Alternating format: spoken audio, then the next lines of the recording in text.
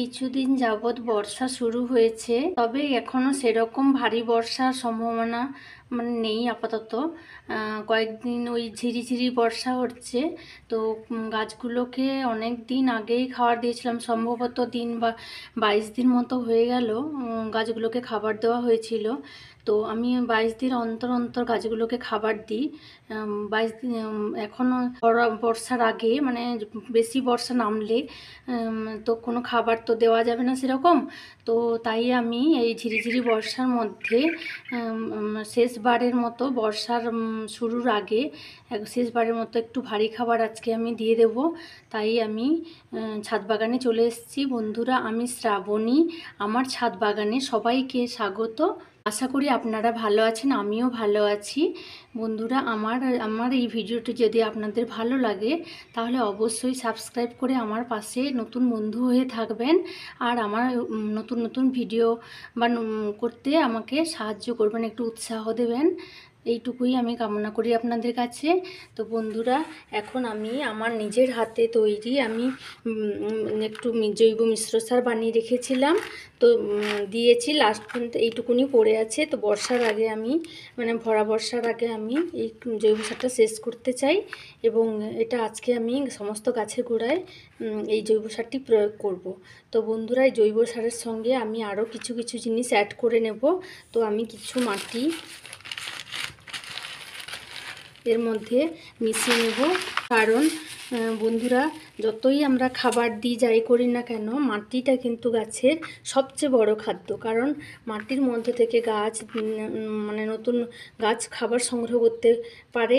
তো টবে তো সামান্য মাটি থাকে, তো বা সবজির গাছগুলোতেও বেশি একটা মাটি দেওয়া থাকে না। তো সেই জন্য আর এই ভরা বর্ষা যখন শুরু হবে তখন গাছের গোড়া থেকে মাটিগুলো ধুয়ে ধুয়ে চলে যাবে, শিকড় বেরিয়ে পড়বে। তাই এখন আমি এই জৈব সারের সঙ্গে কিছুটা মাটি মিশিয়ে দিলাম, এই কারণেই যাতে শিকড়গুলোও ঢাকা থাকে এবং গাছের গ্রোথটাও ভালো হবে মাটি পেয়ে। নিচের দেখুন, মাটিতে যখন গাছ লাগিয়ে দিই তাদের তো আমরা কোনো খাবার দিই না, তারা ওই মাটি থেকেই খাবার সংগ্রহ করতে পারে। কিন্তু টবের এইটুকু মাটিতে কোনো খাবার এতটা তো খাবার থাকে না, তাই আমাদেরকে জৈব সার, বিভিন্ন রকমের তরল সার প্রয়োগ করতে হয়। তো এখন আমি যেহেতু ভরা বর্ষার আগে একবার জৈব সার দেবো, সেখানে মাটি মিশিয়ে দিলাম। তো এর সঙ্গে আমি কিছুটা ভার্মি কম্পোস্টও নিয়ে নেব। ভার্মি কম্পোস্ট গাছের পক্ষে ভীষণ উপকারী ভার্মি কম্পোস্ট, তাই আমি কিছুটা ভার্মি কম্পোস্ট এর মধ্যে মিশিয়ে দেবো। দিয়ে এগুলো আমি গাছের গোড়ায় গোড়ায় দিয়ে দেবো।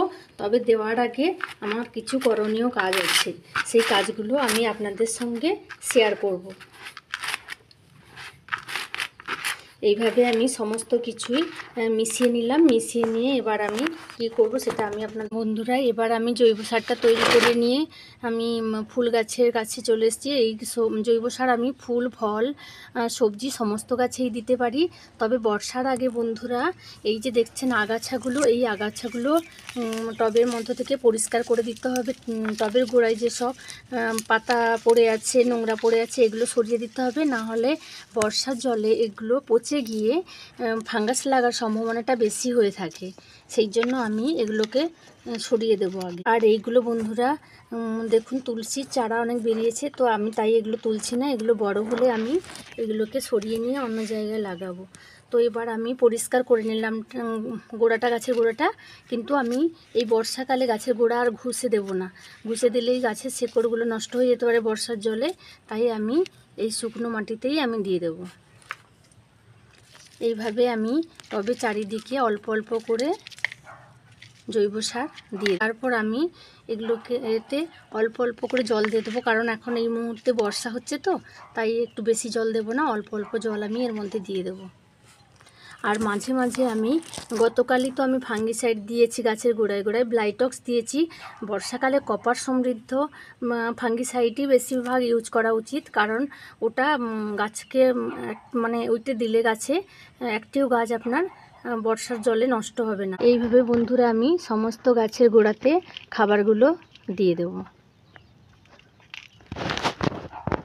বৃষ্টির জলে অনেক খাবার পাওয়া যায়, খাবার থাকে, তাই গাছগুলো কি সুন্দর হয়ে ওঠে। কিন্তু তবুও বন্ধুরা কিছু বাড়িতে বানানো মানে কিছু জৈব খাবার বা কোনো রাসায়নিক খাবার যদি না দিই তাহলে গাছগুলোর বৃদ্ধিও ব্যাহত হয়ে যাবে। কারণ হচ্ছে বর্ষার জলে সমস্ত মাটিগুলো ধুয়ে চলে যায় বেশিরভাগ। আর গাছের মানে মাটিতে যেসব জৈব সার ফার থাকে ওগুলো তো সব বেশিরভাগ ধুয়ে বেরিয়ে যায়। তো যাই হোক না কেন, তাই আমাদেরকে মাঝে মাঝে এরকম খাবার দিতে হবে। আর এই ভারী বর্ষার মধ্যে যদি আবার কখনো দেখি যে বৃষ্টি থেমেছে তো বা 3-4 দিন হয়তো শুকনো হচ্ছে, তখন আমাদেরকে আবার নতুন করে 20-25 দিন অন্তর আমাদেরকে খাবার দিতে হবে গাছের গোড়াতে। দেখুন বন্ধুরা, এই গাছগুলো কতটাই সুন্দর হয়েছে।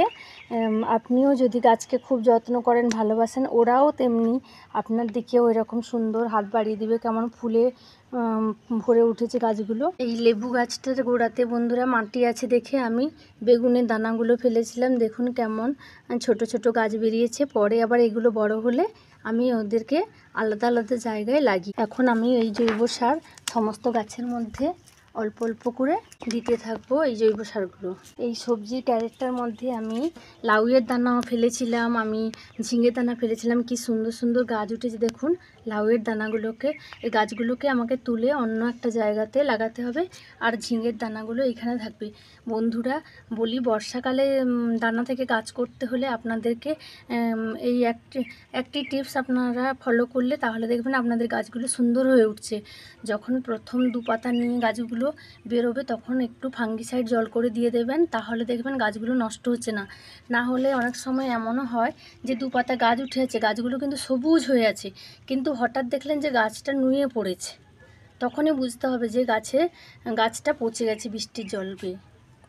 তাই আপনারা দেরি না করে 2 পাতা যখন উঠবে সঙ্গে সঙ্গে হয় হলুদ মেশানো জল বা কোনো ফাঙ্গিসাইড এর মধ্যে দিয়ে দেবেন। আর এই বর্ষার জল পেয়ে কেমন দেখুন ডাঁটা গাছগুলো কতটাই সুন্দর হয়ে গেছে, খাওয়ার মতোই হয়ে গেছে। এখানে লতানো গাছ এখানে বরবটির গাছ কটা দেওয়া আছে, তো গাছটা কেমন লুতে লুতে উঠেছে। আর এই ডাঁটার গাছগুলো আমি কিন্তু কোনো দানা ফেলিনি, ওরা একা একাই হয়েছে।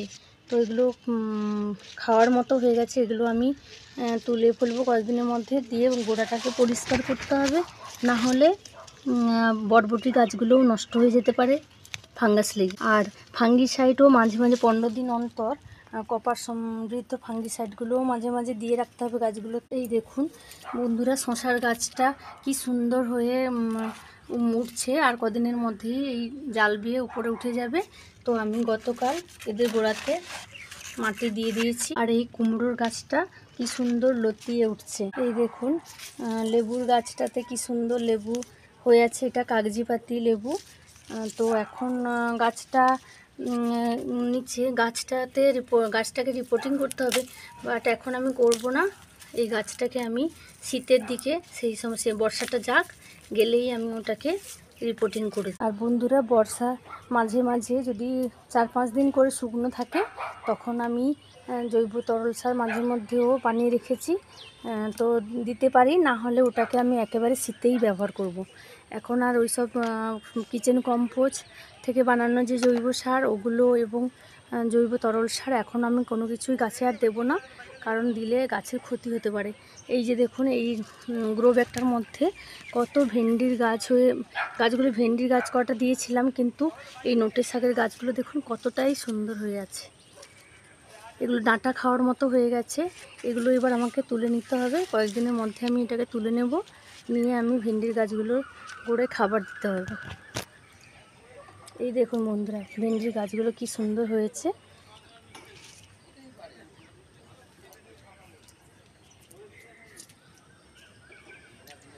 এই দেখুন বন্ধুরা, একটা গ্রো ব্যাগের মধ্যে আমি একটা ওলের গাছ লাগিয়েছিলাম।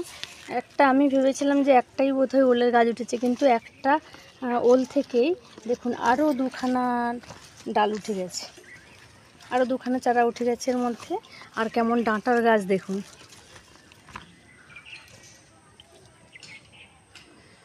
আর এই বরবটির গাছটা তো আপনাদেরকে আমি আগে শেয়ার করেছিলাম, দেখিয়েছিলাম। দেখুন কত লম্বা লম্বা বরবটি হয়েছে, আর গাছটাও গ্রোথ কতটাই সুন্দর। গাছ লাগান, গাছকে ভালোবাসুন, আপনি নিজেও ভালো থাকবেন, সুস্থ থাকবেন, এবং তখন আমি এটাকে রিপোর্টিং করব। উচ্ছেটাও খাওয়ার মতো হয়ে গেছে।